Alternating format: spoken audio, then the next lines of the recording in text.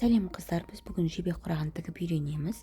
Мына жастық тек екі ғана құрақтан тұрады, бірақ өте әдемі көрінеді. Мына ши құрақтың тігілу жолы алдыңғы видеоларымда бар.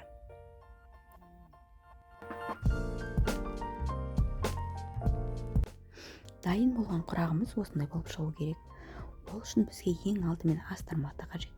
Астар матаның менде өлшемі 15-15. Дәл осылай сызып аласыздар, ортасынан және жоғарыдан.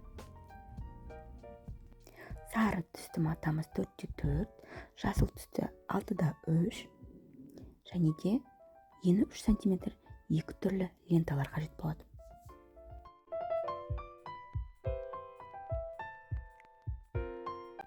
Сары түсті детальді сызықтың бойымен түзулеп осылай қойып аласыздар. Сызықтың бойымен ортасынан тігіп аласыздар. Сары түсті детальді бүктеп, енді екі жанына 6-3 см болатын жасыл түсті маталарымызды тігіп шығамыз. Тіккенде құрағымыз әдемі көріну үшін біз түгін төмен қаратып тігеміз.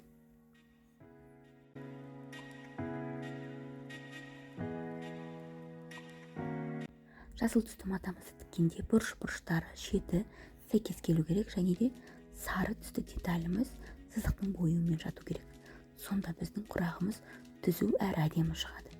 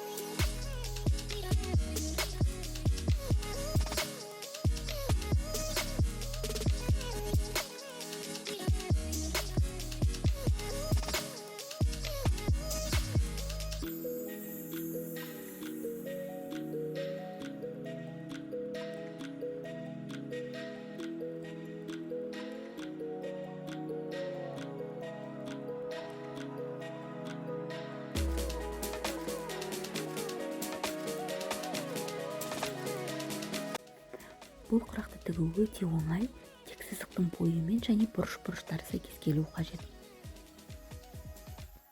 Дәл осылай құрағымызды соңына дейін тігіп шығамыз. Және де екі жанына ленталар тігіп шығуымыз қажет.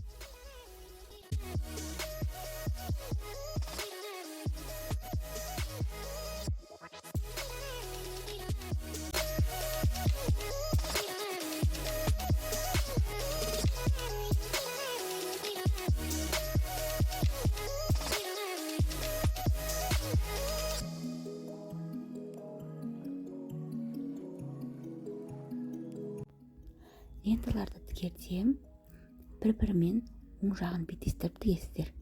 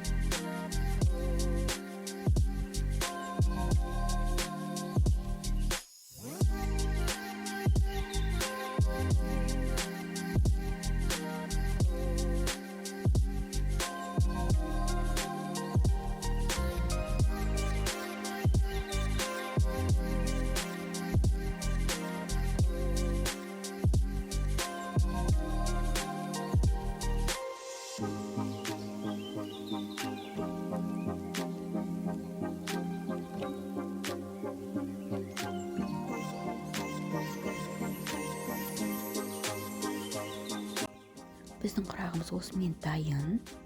Сіздерге түсінікті болды деп ойлаймын. Егер сұрақтарыңыз болса, комментарий бөліміне қалдырыңыздар. Менің видеом сіздерге пайдалы болса, лайк басып, каналыма тіркелуді ұмытпаңыздар. Сіздермен бірге болған Дана. Келесіде мен сіздермен өте пайдалы түрлі мастер-класстармен бөлісетін боламын.